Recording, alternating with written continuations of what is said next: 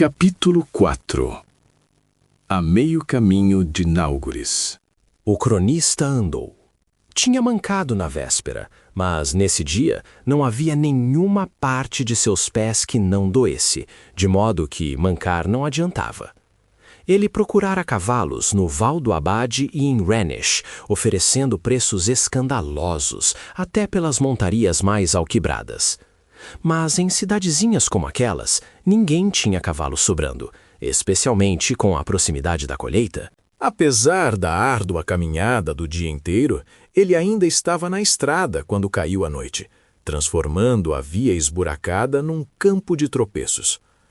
Após 2 horas tateando no escuro, o cronista viu uma luz bruxuleando entre as árvores e abandonou qualquer ideia de chegar a Náuguris naquela noite, concluindo que a hospitalidade de uma fazenda seria muito bem-vinda. Saiu da estrada e se entranhou por entre as árvores, em direção à luz. Mas o fogo estava mais longe do que ele havia pensado, e era maior. Não era a luz dos lampiões de uma casa, nem das fagulhas de uma pequena fogueira de acampamento. Era uma grande fogueira rugindo entre as ruínas de uma velha casa, pouco mais que 2 paredes de pedra em vias de desmoronar. Encolhido no canto formado pelas paredes estava um homem.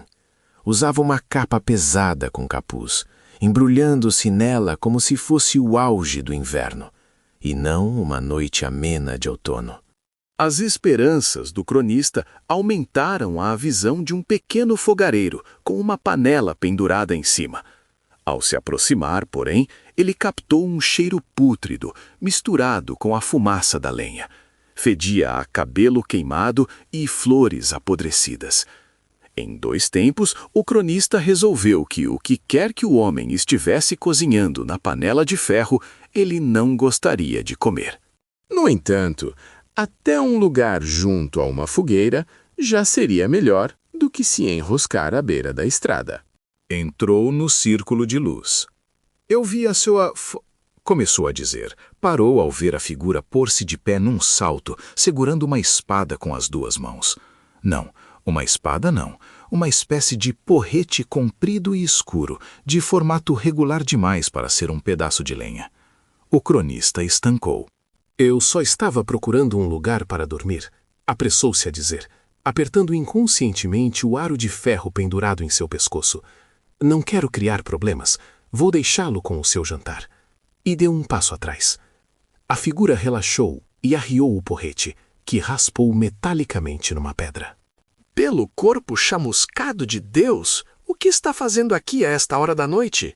Perguntou o encapuzado. Eu estava a caminho de Náuguris e vi sua fogueira.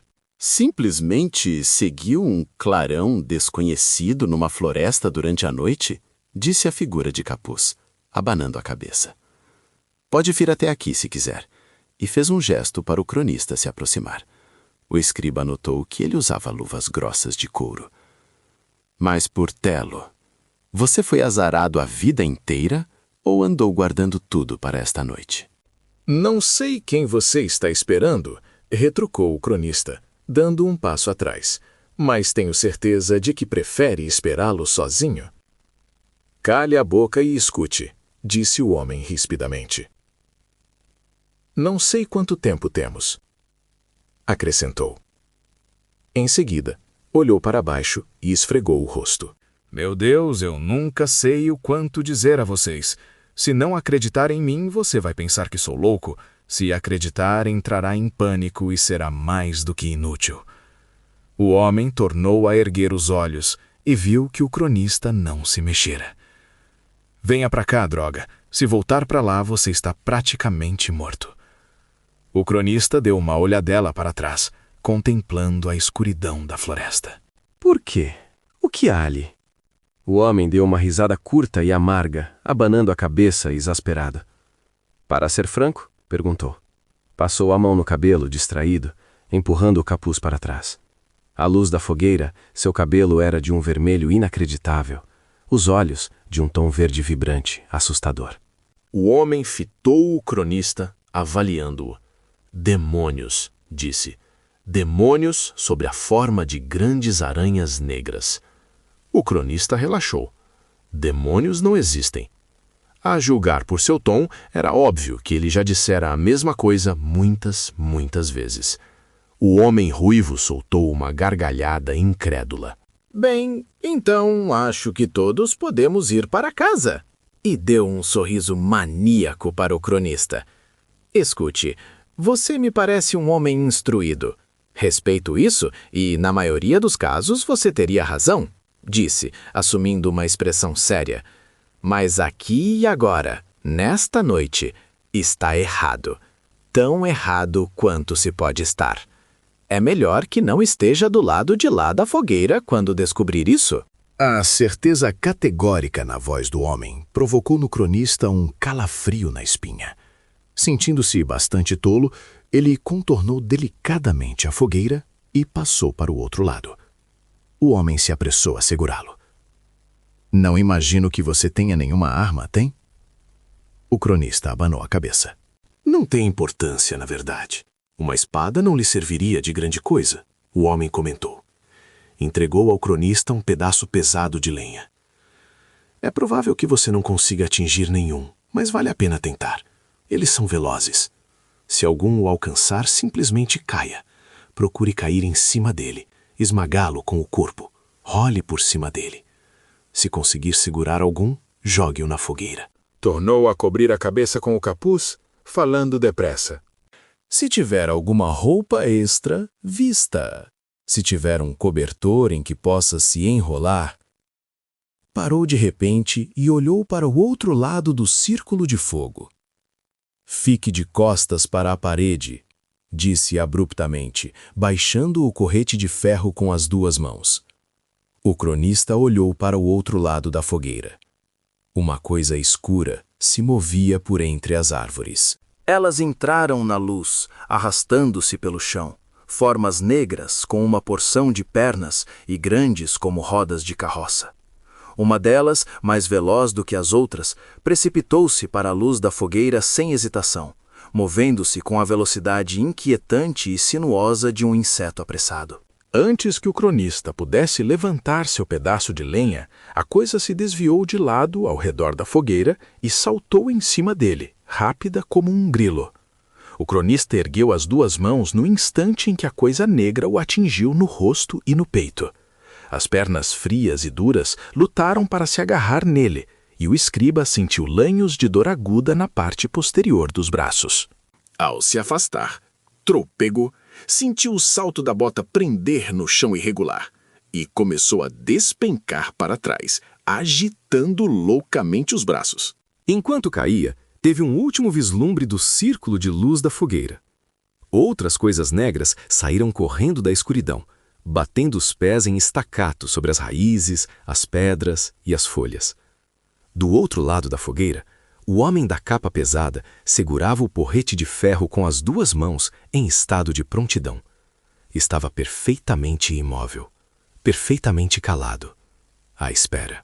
Ainda tombando para trás com a coisa negra por cima, o cronista sentiu uma explosão seca de negrume, ao bater com a parte posterior da cabeça na parede de pedra às suas costas. O mundo se tornou mais lento, embaçado e depois negro.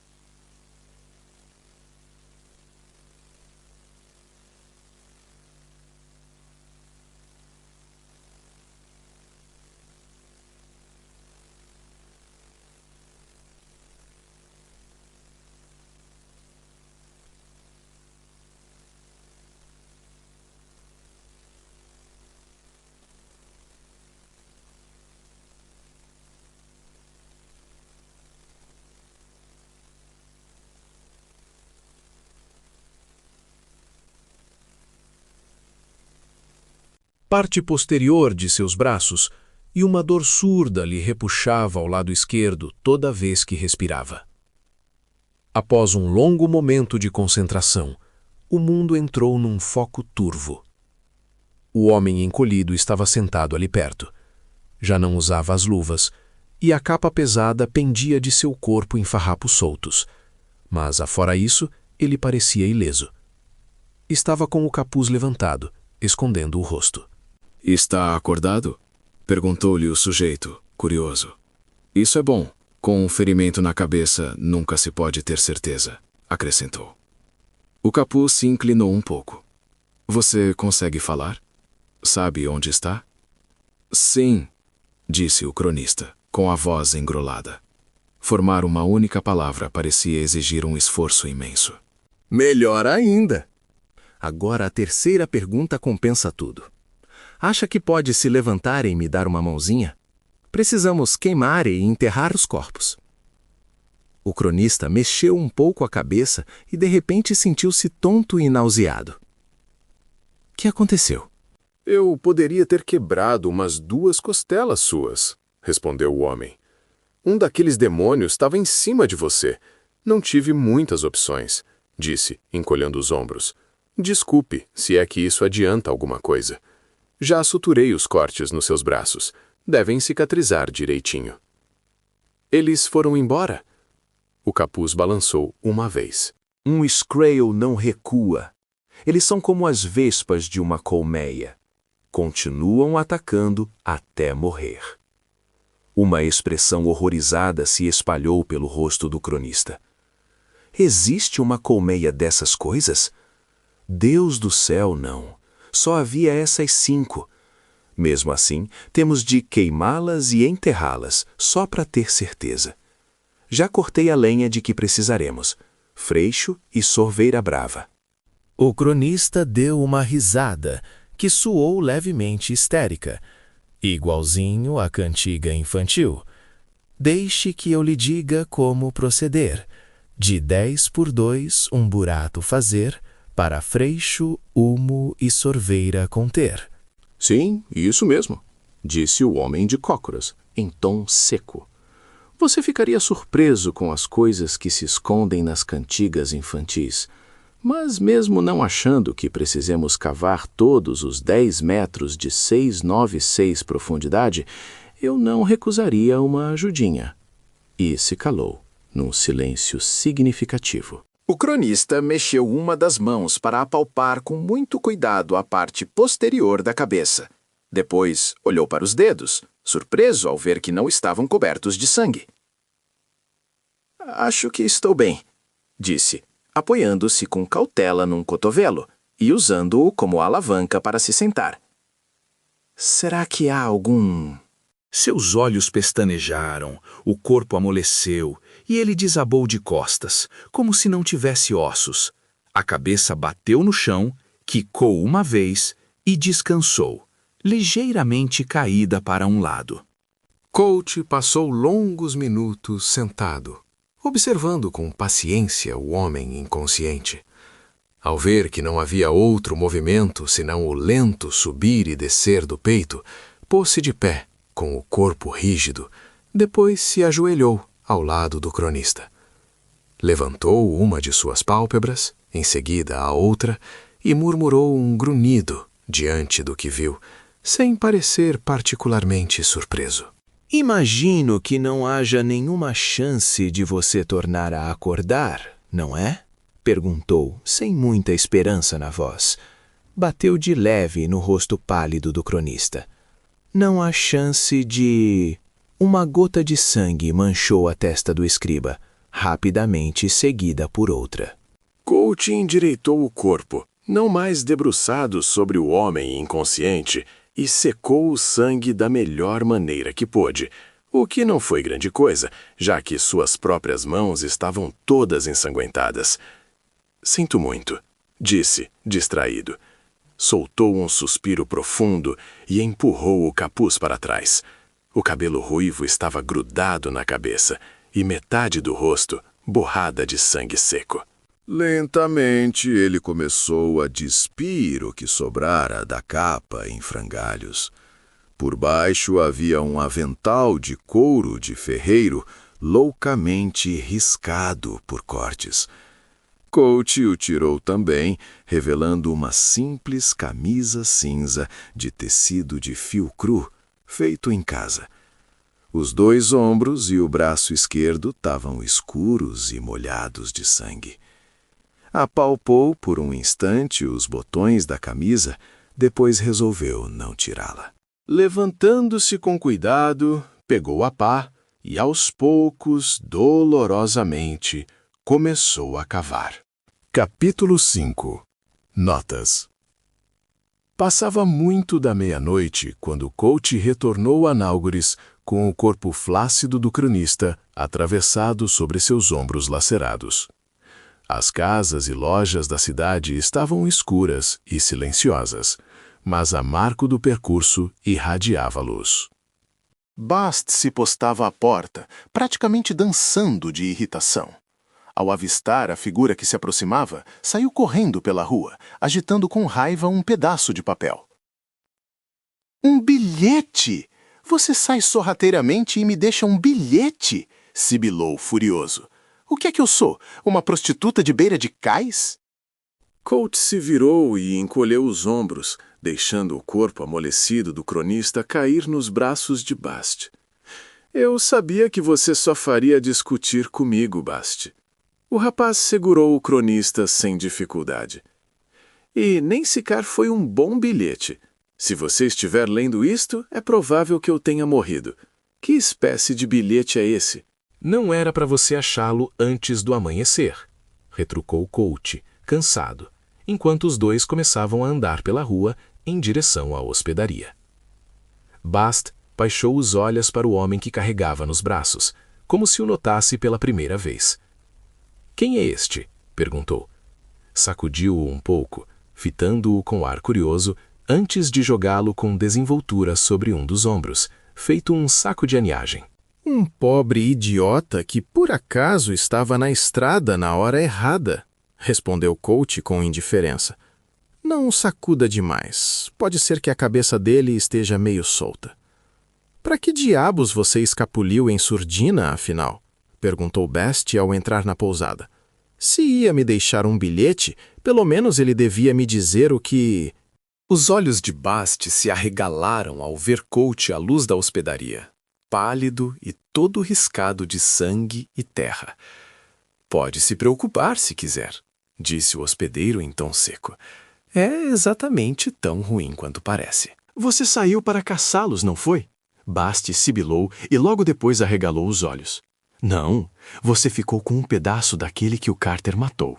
Não posso acreditar. Você mentiu para mim. Para mim?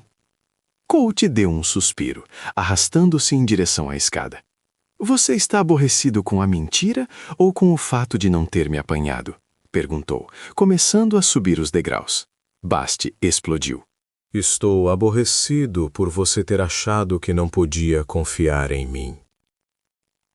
Os 2 deixaram a conversa morrer enquanto abriam um dos muitos quartos vazios do 2º andar, despiam o cronista e o ajeitavam na cama. Coach largou a sacola e a mochila do homem no chão, perto dele. Ao fechar a porta do quarto depois de sair, disse: Confio em você, Bast, mas queria que ficasse em segurança. Eu sabia que podia lidar com isso. Eu poderia ter ajudado, Hash, exclamou Bast, num tom magoado. Você sabe que eu ajudaria. Ainda pode ajudar, Bast, disse o hospedeiro, entrando em seu quarto e sentando pesadamente na beirada da cama estreita. Preciso levar uns pontos. Começou a desabotoar a camisa. Eu mesmo poderia fazer isso, mas é difícil alcançar o alto dos ombros e as costas. Ridículo, Hash. Eu cuido disso. Coach fez um gesto para a porta. Meu estoque está lá embaixo, no porão. Bast fungou com desdém. Usarei minhas próprias agulhas. Muito obrigado. De bom e velho osso. Nada dessas suas coisas horrorosas e tortas de ferro que perfuram a pessoa como lasquinhas de ódio. disse e estremeceu. Pelos santos rios e pedras, é assustador ver como vocês são primitivos. Saiu às pressas do quarto, deixando a porta aberta. Coach tirou a camisa devagar, fazendo caretas e aspirando o ar por entre os dentes, à medida que o sangue seco prendia e repuxava as feridas. Tornou a assumir uma expressão estoica quando Bast voltou para o quarto com uma bacia de água e começou a limpá-lo. Lavado o sangue ressequido, uma confusão de marcas de cortes retos e longos ficou visível. Eles se abriam, vermelhos, na pele alva do hospedeiro, como se ele tivesse sido retalhado com uma lâmina de barbeiro ou um caco de vidro.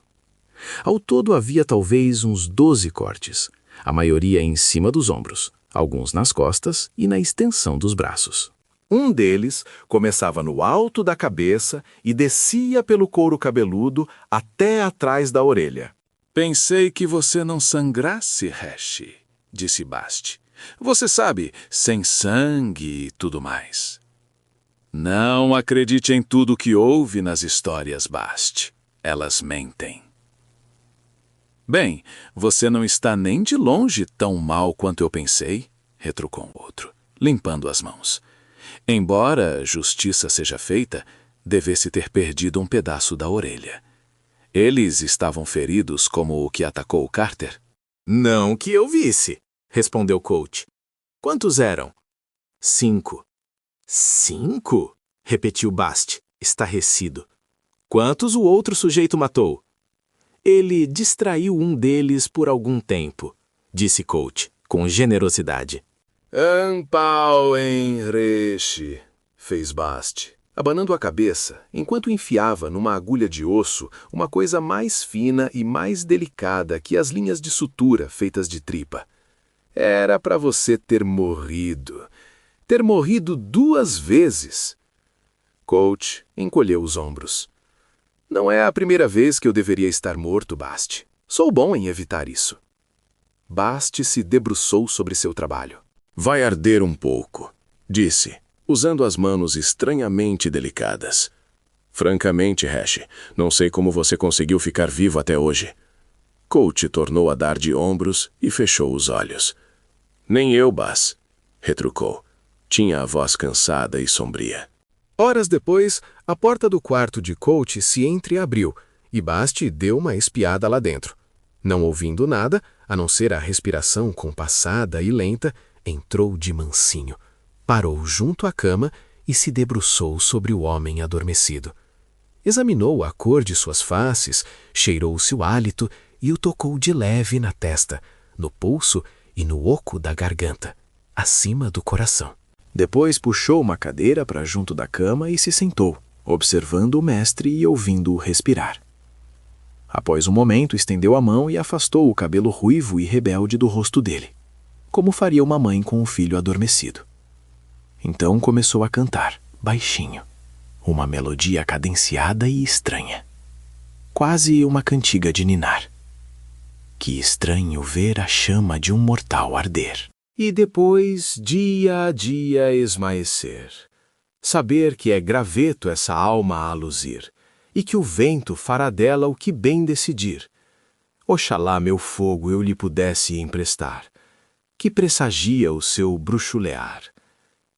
A voz de Bast foi se apagando, até ele finalmente ficar imóvel observando o subir e descer da respiração silenciosa do patrão durante as longas horas mortas antes do alvorecer.